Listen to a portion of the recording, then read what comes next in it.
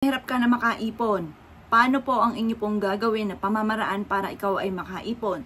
Subok na po ito, or kaya po, wala ka malang maipundar, ang sipag-sipag naman po ninyo at matyaga po kayo. Ako po may tuturo sa inyo upang sa ganon, meron ka maipupundar. Ito po, step by step ito. Pero syempre, usaping kaperahan po ang ating pong pinag-uusapan, lalo nyo po sisipagan mga bossing ko at tyaga-tyaga lamang. At makakamit nyo po kung ano man ang inyong mga pinapangarap. Basta maniwala ka sa inyong kakayahan. Ngayon pa mga bossing, ganito. Ang tanong, saan nyo po nilalagay yung pera po ninyo, yung bag po ninyo, at saka yung pitaka ninyo kapag kayo po mga bossing ko'y umuwi na ng tahanan? Baka po yan ay tinatago nyo pa sa ilalim ng inyo pong higaan. Naku mga bossing, malas po yan. Yan po mga bossing ko ay sumisimbolo ng lagi kang walang pera. Kaya kung kayo po ay uuwi ng bahay, ilalagay nyo yung inyo pong mga wallet at bag, lagay ng pera sa matataas na lugar. Basta mas maganda, aabutin mo na lamang siya pero nasa taas po siya. Huwag nyo hahayaan mga bossing ko na nasa baba. Yan po, obserbahan nyo kung ganyan lagi ang gawi po ninyo. Yan ang dahilan kung bakit wala ka laging pera.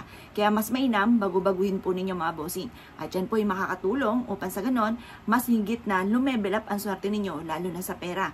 Kayo mismo ay maa-amaze sa dami-dami ng mga blessing na darating po sa buhay po ninyo.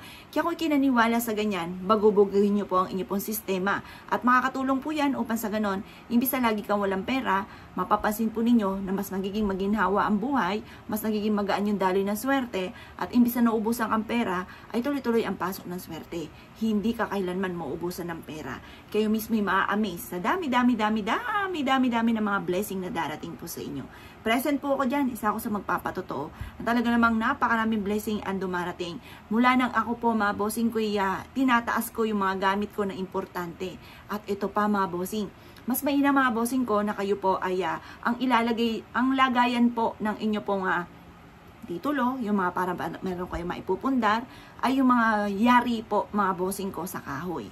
Yan po mga bossing ko makakatulong upang sa ganon, imbis na lagi ka namumblema tungkol sa pera, ito po iaadya ka lagi kung saan lagi ikaw ay suswertihin. Kayo mismo ay maa-amaze sa dami-dami ng mga blessing na darating sa buhay ninyo. Kayo mismo ay magugulat sa dami ng mga blessing na darating. Kaya kung ikaw po ay naniniwala, ilagay nyo po yan sa kahoy. Lagayan na kahoy upang sa ganon, makamagnet po yan kasi nagmula yan sa kalikasan. Mamagnet po yan ng swerte at kayo mismo ay maa-amaze na yung bang pagiging masipag at matyaga ninyo, yung sakripisyo nyo sa buhay, may patutunguhan. Isa po yan sa mga sikreto. At ito pa mga bossing, kung kayo pa mga bossing ko ay itinaas nyo na, mas mainam yung mga lagayan ninyo, yung malalawak ba, yung open na open po siya.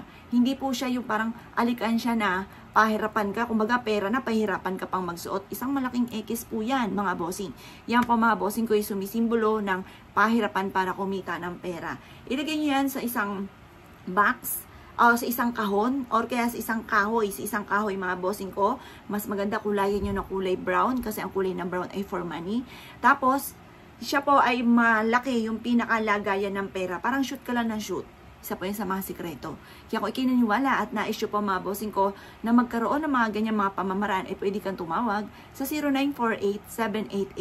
0948-788-9806. At ako nang bahala po sa inyo po mga bossing. Kaya kung ikaw ay isa sa mga mahilig sa mga pampaswerte, ay siya. Good luck po sa inyo po lahat.